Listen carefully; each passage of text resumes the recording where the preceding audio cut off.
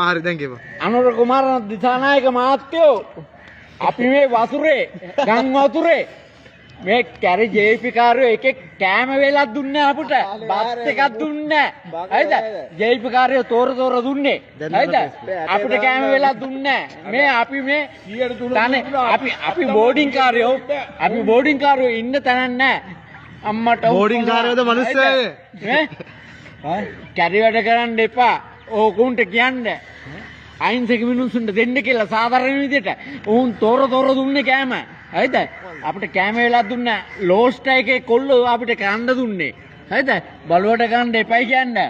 හරිද හරිද මේ ඕකනම් බලයට ගෙනාවෙත් අපි බලුවට ගන්න එපා අපිට දේශපාලනයක් වැඩක් නැහැ හරිද මේ අවස්ථාවේ අපිට උදව් ගන්න මේ බාන්න මේ යන වතුර හරිද අපි බෝඩින් කාර්යෝ බලුවට ගන්න එපා අයියෝ ආගද සත් කියන්නේ සත්‍ය කතාව ඇත්තම කතාව මේ පේනවනේ මේ පුදුම ඇදගෙන අපි යනවා යන ඉනමක් නෑ අපිට මොකද්ද මේ වෙන්නේ හරිද හැබැයි මේ අපිට යකෝ දවල් කැම වේල දුන්නා